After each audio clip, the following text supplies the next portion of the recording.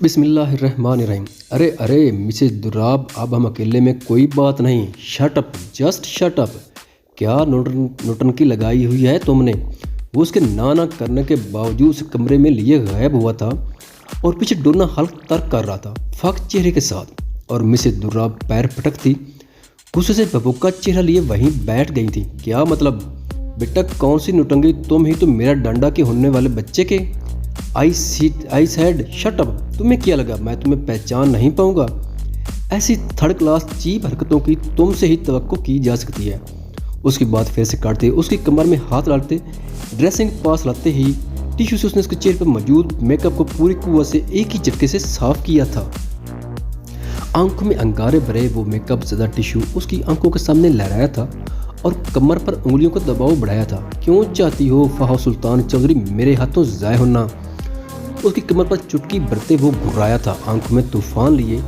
کیا ہوا؟ تھپڑ زور سے پڑ گیا؟ چچ ابھی تو کھیل شروع ہی ہوا ہے، ابھی سے تل ملانے لگے۔ اس کی آنکھوں میں نمی آئی تھی، اس کی جان لیوا چٹکی پر یوں لگا جیسے کسی نے جلد ہی اتار پھینکی۔ پورے روئے میں مرچیں دوڑی تھیں، مگر مقابل فہا سلطان تھی۔ اپنی کیفیت کو خود پر حاوی کب ہونے دیا تھا؟ جٹ سے اپنے خول میں اتری تھی۔ میرے ساتھ کوئی بھی گھنونا کھیل کھیلنے سے پہلے سوچ سمجھ لینا، پھر مجھ سے شکوہ مت کرنا، اور اپنی دادی کے ایسے ہزاروں تھپڑ میں کھا سکتا ہوں، کیونکہ بڑوں کو پیار اور مان کبھی نہیں توڑ سکتا۔ اس کے شولڈر پر دباؤ بڑھاتے اس کی کمر کو جھٹکے سے چھوڑا تھا۔ وہ کراہ رہی تھی اپنے شولڈر پر اس کا دباؤ محسوس کرتے۔ کیا ہوا؟ ٹوٹ گیا؟ ایسے کیسے ٹوٹ گیا؟ اس نے ساری لاتے طنزیہ کہا تھا۔ زبان کا استعمال کر کے بات کیا کرو مجھ سے، جب میں زبان سے بات کر رہی ہوں تو تم کیوں مجھے ٹچ کرتے ہو؟ شولڈر سے ساڑی ٹھیک کرتے لہجے میں کڑواہٹ لاتے بولی تھی۔ کیا کروں؟ مزہ ہی نہ تھا جب تک چھو نہ لوں۔ اس نے آنکھ وینک کرتے تسلی سے کہا تھا۔ تمہارے سٹیائے ہوئے دماغ کا علاج صرف کینسر ہے۔ وہ بکری تھی اس پر۔ باہر جاؤ اور دادو کو جا کر بتاؤ کہ یہ سب تم مجھ سے بدلہ لینے کے لیے کر رہی ہو، اور تمہیں کیا لگتا ہے سست کچھوے، میں تمہارے احکامات ماننے کے لیے یہاں آئی ہوں؟ بھول گئے کیا کہا تھا تم نے مجھے 2 دن پہلے کس طرح پامالی کی تھی میرے کردار کی؟ آج اپنا ایک حساب چکا کر جاؤں گی۔ اس نے نفرت سے کہا تھا۔ تمہیں لگتا ہے کہ تم میرے ہی سامنے میرے ہی کردار کشی کر لو گی؟ سٹرینج، بڑی خوش فہمی پالی ہوئی ہے تم نے۔ ایسا ہم نے ہونٹوں کی سیٹی کو شیپ دیتے تمسخرانہ انداز میں کہا تھا۔ تم نے مجھے بہت لائٹلی لے لیا ہائثم ولید خان۔ تمہاری عزت کے پرخچے اسی چھت کے نیچے اڑا کر جاؤں گی۔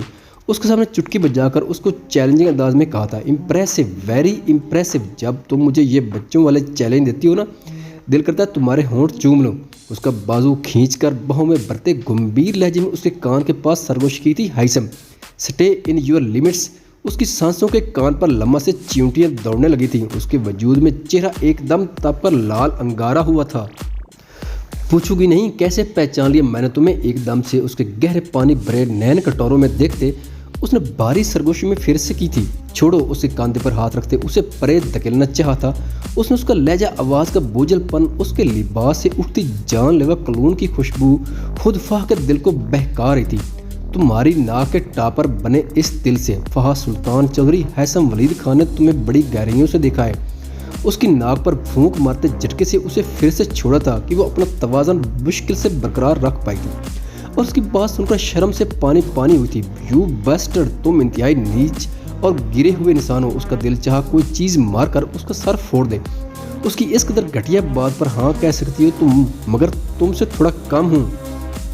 ویسے ڈورنا کو لڑکی بنانے کی کیا ضرورت تھی؟ تم خود بھی تو آ سکتے تھے میرے بچے کی ماں بن کر، میری بیوی بن کر، پریگننٹ بن کر۔ اس نے بموں کو ٹیڑھا کرتے اس کے کمر کے ساتھ لگے پیٹ کی طرف اشارہ کرتے کہا تھا۔ تمہاری بیوی بنتی ہے میری جوتی۔ ابھی کے ابھی جا کر اپنی دادی کے سامنے یہ کنفیس کرو کہ تم نے اس دن میری کردار کشی کی تھی اور مجھے اتنی گھٹیا بات ڈیپ کس۔ بولتے وہ خود ہی شرم سے چپ کر گئی تھی۔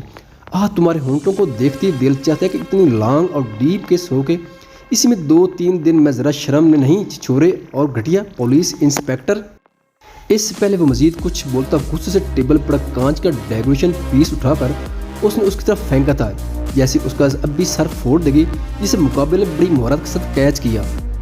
تم اپنی غلطی مان لو، میں اپنا گھٹیا پن چھوڑ دوں گا۔ ٹیبل پر ڈیکوریشن پیس دوبارہ رکھتے اس نے کہا تھا۔ ہرگز نہیں ہائثم ولید خان، اب آگے جو میں کرنے جا رہی ہوں اس کا تماشا تمہاری دادی اور تم برداشت نہیں کر پاؤ گے۔ फा ने ड्रेसिंग के सामने खड़े होते अपने चेहरे को थोड़ा बहुत ठीक करते कहा था, रियली? चलो देखते हैं, उसके बाद जो होगा वो तुम्हारे फरिश्ते भी नहीं रोक पाएंगे। बड़े आराम और तसल्ली से उसे कहता वो बाहर निकला था। दादू सामने खड़े डोना को नज़रअंदाज करता वो सोफे पर बैठा था अपनी दादी के पास। क्या है ये सब हैसम? क्या है उनका असली नाम? कौन है ये दोनों? उन्होंने पहलू बदलते कहा था। मैं बताती हूँ, आपका पोता चाहता है कि मैं अपनी पोती को ले जाऊँ यहाँ से और आपसे ये झूठ बोल दूँ कि ये सब मजाक था। ऐसा ही है ना बेटा?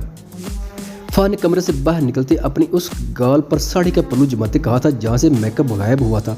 तो मैं ये बता दूं आपको कि मैं अपनी पोती की इज्जत की खातिर हर हद तक जाऊंगी और मेरा उसका असल नाम फा सुल्तान चौधरी है दादो, और ये उसका दोस्त डोना है। उसकी बात काटते एकदम से कहा था। फिर डोना के पास जाते एक झटके से उसकी विग खींच उतारी थी। डोना का तो नाम मानो जिस्म में खून ही नहीं बचा था, एकदम हल्दी की तरह पीला हुआ था। असल में दादू ये वही सिपाही है जिसने मेरे सब यूज़ की चीज़ों में पंगा किया था, और ये है उसका मोमिन मददगार डोना। आपको क्या लगा था कि आपके पोते की तरबियत में खोट है दादू? मैं लानत भेजता हूँ यूँ हराम के रिश्ते और हराम के चंद पिल्लों के सुकून की लज्जत पर। उसने फा की तरफ देखते नफरत से कहा था। मैं तो उसका सच आपके सामने नहीं लाना चाहता था।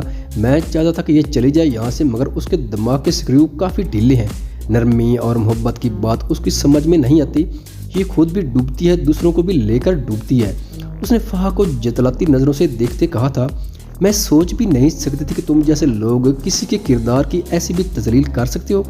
बेटा तुमने तो मेरी तरबियत पर सवाल उठा दिया था, मगर शुक्र करो खुदा का, उसकी मदद की थी। मेरी तरबियत में कोई जोल नहीं है, मिसेस दुर्राब ने फा तक आते करख्त लहजे में कहा था, और अफसोस भरी नज़र उसके वजूद पर डालती जानने के लिए मुड़ी थी।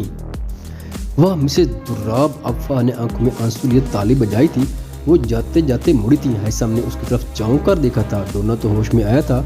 नज़रों ही नज़रों में उसे मुंह बंद रखने का कहा था कि अगर इज्जत से खलासी हो रही है तो चुप कर जा मेरी माँ। मगर वो टलने वाली ही कब थी? थोड़ी देर पहले आपको ही अपनी तरबियत पर बेइतबारी हुई थी और कटाक से थप्पड़ जड़ दिया था। तब कहाँ था आपका इत्मीनान?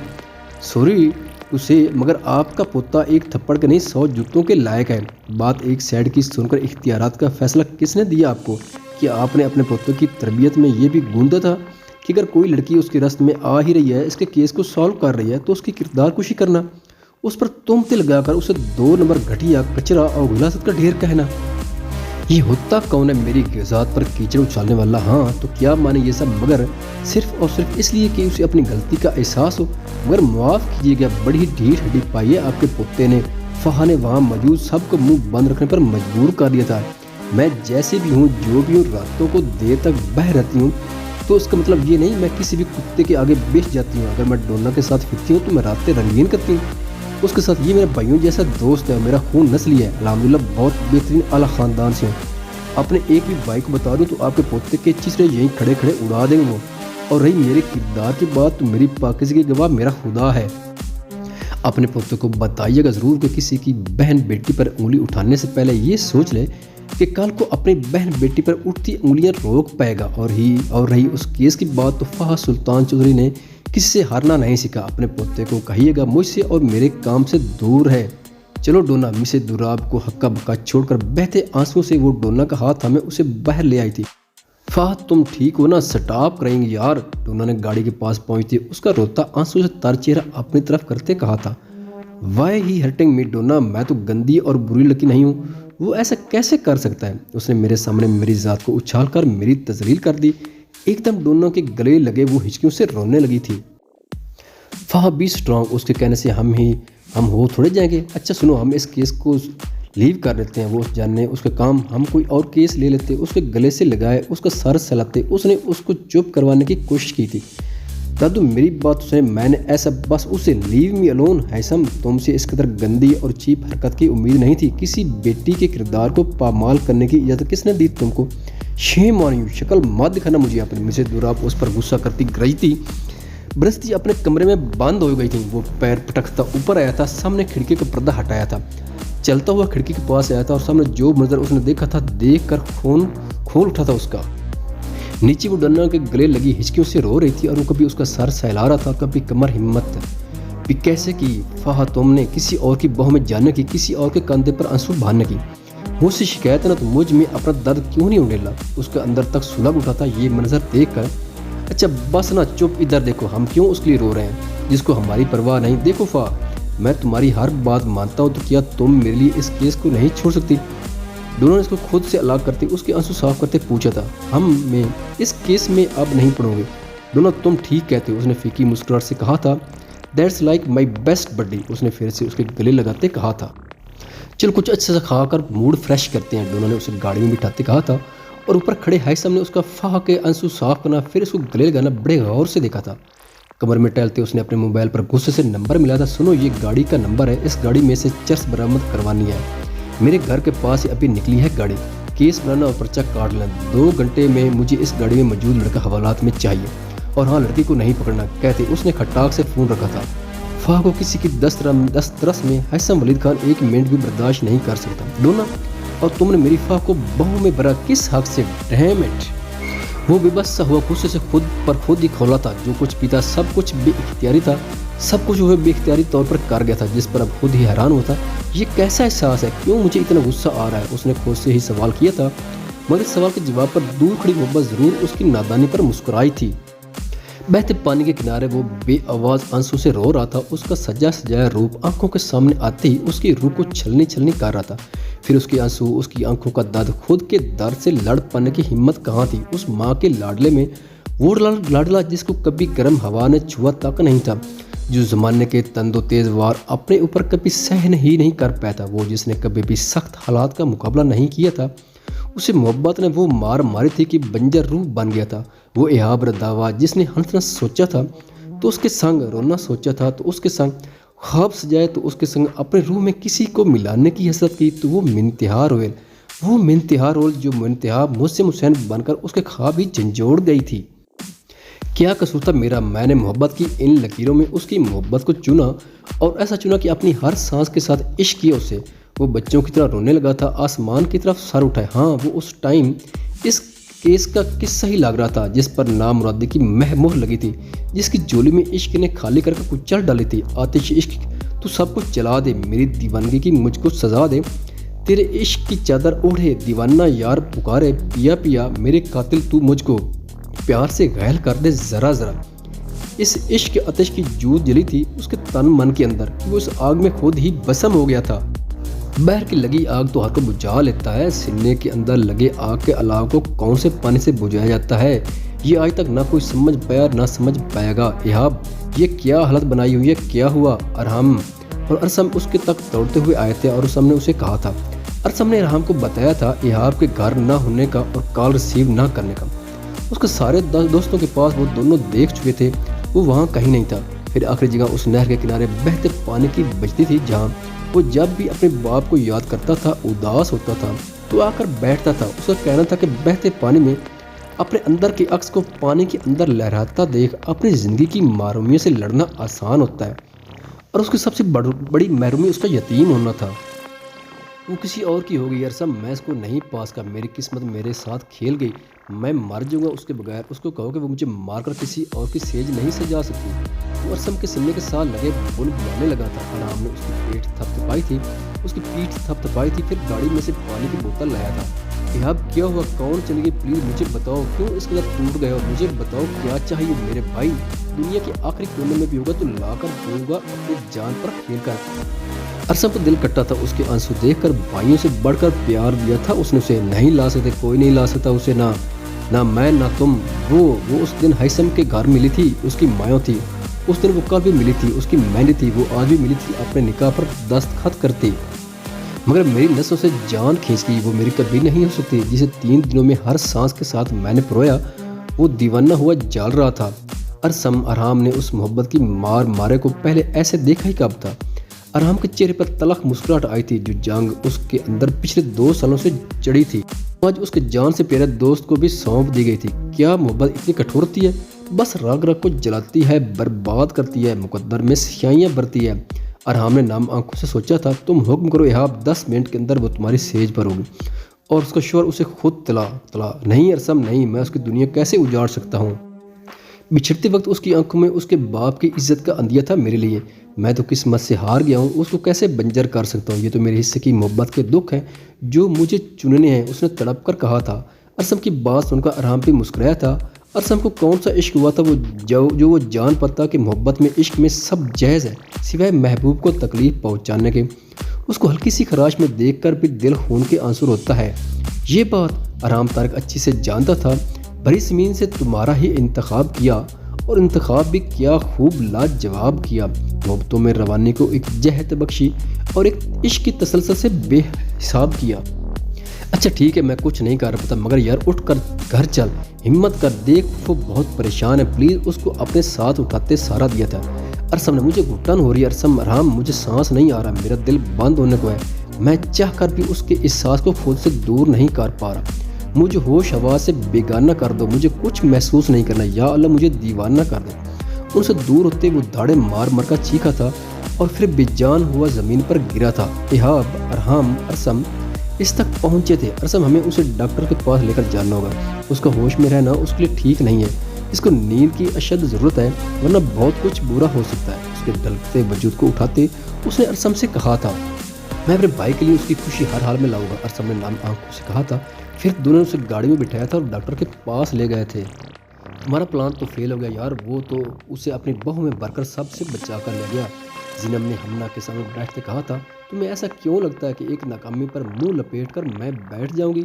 ہمنا نے اپنی پلکوں پر مسکرا لگاتے کہا تھا، پھر اب تم کیا کرو گی؟ میرے پاس نیوز ہے اشال رنگاوا کی، میری جان، وہ بھی ود آؤٹ ڈریس، جسے یقیناً ارحام طارق وائرل ہونے سے بچانے کے لیے اپنی ہر ممکن کوشش کرے گا۔ مجھے تو بس پتہ پھینکنا ہے اور تماشا دیکھنا ہے، اچھا بن کر، دونوں کا دوست بن کر۔ اس نے لپسٹک لگا کر اوپر والے ہونٹ کو نچلے ہونٹ پر رگڑتے کہا تھا، سوچ سمجھ کر کرنا جو بھی کرنا۔ یہ تینوں دوست الٹی کھوپڑی کے ہیں، بھنک بھی لگ گئی نا ارحام کو کہ اس سب کے پیچھے تم ہو، تو لاوے کی طرف پھٹے گا تم پر۔ زینب نے اپنے تئیں سمجھ جاننا چاہا تھا، خود سوچو اتنے ڈیشنگ دبنگ بندے سے کیسے احتیاط برت سکتی ہوں میں؟ اسے پانے کے لیے آخری حد تک بھی جاننا پڑا تو جاؤں گی، میں پاپا سے کہہ دینا میں رات کو گھر نہیں آؤں گی، بائے بیبی۔ اپنا بیگ اٹھاتے زینب کو بائے کرتی وہ اپنی ہائی ہیلز کے ساتھ ٹک ٹک کرتی چلی گئی تھی۔ ہے اللہ کرے ہمنا تم اپنی چال میں کامیاب ہو جاؤ، پھر مجھے ارسم سے ملوا دو۔ موبائل پکڑتے اس نے دل سے دعا کی تھی۔ وہ بنیا کو میڈیسن دے کر ابھی اس کے پاس لیٹی تھی، خیالوں میں آج مومن کے ساتھ ہونے والا ٹکراؤ ابھرا تو لبوں پر مسکراہٹ دوڑی۔ کتنے اچھے سے پٹائی کی نا اس مومن نے بیر بل کی، اب دیکھنا میں مومن سے کہہ کر اس ارسم کی بھی پٹوائی لگواؤں گی، اور پھر میں اسے بولوں گی ان دونوں کو مار دے تاکہ پھر مجھے کوئی ڈرا نہ سکے۔ اس نے دل میں سوچتے بنیا کے بالوں میں ہاتھ پھرا تھا۔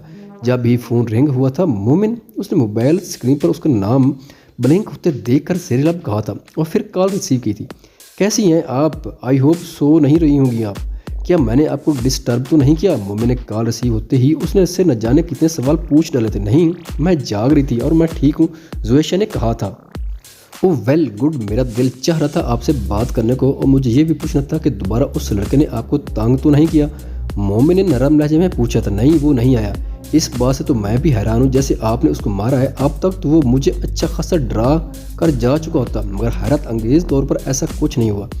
زویشا نے حیرت سے کہا تھا، ہاں وہ اب آئے گا بھی نہیں۔ مومن کے ہاتھ کا تھپڑ پڑا ہے اسے، آپ سمجھے اب وہ کبھی نہیں آئے گا، اور آپ کو ڈرنے کی ضرورت نہیں، اب اگر کوئی اور بھی تنگ کرے تو مجھے بتائیے گا، اس نے کہہ کر لگاتے کہا تھا۔ مومن، مجھے ارسم سے بہت ڈر لگتا ہے، کہ آپ اس سے بھی میری جان چھڑوا سکتے ہیں؟ زویشا نے اس آس سے کہا تھا جھجکتے ہوئے۔ بالکل، مسئلہ ہی کوئی نہیں، سمجھے؟ مومن نے اس کو بھی سمجھا دیا۔ زویشا بہت اچھی ہیں، آپ کو کسی سے بھی ڈرنے کی ضرورت نہیں، بی اسٹرانگ، اس نے کھنکتے لہجے میں کہا تھا۔ آپ بھی بہت اچھے ہیں مومن، یو آر ٹرولی فرینڈ، اس نے دل سے کہا تھا۔ سو وی آر فرینڈز، مومن نے خوشی سے کہا تھا۔ بالکل، وہ بھی اچھے والے دوست، زویشا نے مسکراتے کہا تھا، مگر میں دوست سے کچھ زیادہ بنانا چاہتا ہوں آپ کو، مومن نے گہرے لہجے میں کہا تھا۔ کیا مطلب؟ زویشا نے نا سمجھے سے پوچھا تھا۔ کچھ نہیں بتاؤں گا، اتنی جلدی بھی کیا ہے، خیر سو جائیں آپ، گڈ نائٹ، اس نے کہتے فون رکھا تھا۔ زویشا نے بھی مسکراتے ہوئے فون سائڈ ٹیبل پر رکھا تھا اور آنکھیں موند لی تھیں، آج اسے اتنے عرصے بعد سکون کی نیند آئی تھی۔ واہ بھائی، آپ کے پلان نے تو واقعی ورک کرنا سٹارٹ کر دیا، فون بند ہوتے بیربل نے کہا تھا۔ بس تم دن گننا شروع کر دو، وہ دن دور نہیں جب وہ اپنے بھائی کے سامنے کھڑی ہو کر تمہارے لیے مطالبہ کرے گی، مومن نے کہہ کر لگاتے کہا تھا۔ انشاءاللہ، کہتے بیربل بھی گھنونی ہنسا تھا۔ ٹیبل پر اپنے لفافے کو دیکھتے انہوں نے گھڑی کی طرف دیکھا تھا، تبھی صبح کا منظر آنکھوں آگے لہرایا تھا۔ ایک بار پھر سوچ لو آرام، کیا تم خوش ہو؟ انہوں نے اس سے لفافہ لیتے کہا تھا۔ جی ماما، بہت سوچ سمجھ کر یہ فیصلہ کیا ہے میں نے۔ और अब उसके अलावा मुझे कोई हल नज़र भी नहीं आता। आप ये इस शाल के घर खुद देने जाएंगी? उसने पथरीले लहजे में कहा था। मगर बेटा वो कुछ कहना चाहती थी। मामा जब हम हाइकिंग टूर पर जाएंगे तो तब आप जाएंगे इस शाल के घर, हम सब के यहाँ ना होने पर। और अब मैं इस टॉपिक पर मजीद कोई बात नहीं करना चाहता। वो माँ को शशोपांज में छोड़कर जा चुका था। क्या लगता है लिफाफे में क्या होगा? क्या हैसम डोना को ज़्यादा देर जेल में रख पाएगा? क्या फहा अब केस छोड़ देगी? हमना अब कौन सा पत्ता फेंकेगी? प्लीज़ चैनल को सब्सक्राइब करें ताकि आप तमाम अक्सात देख सकें और वीडियो को लाइक भी करें। खुश रहें, सलामत रहें।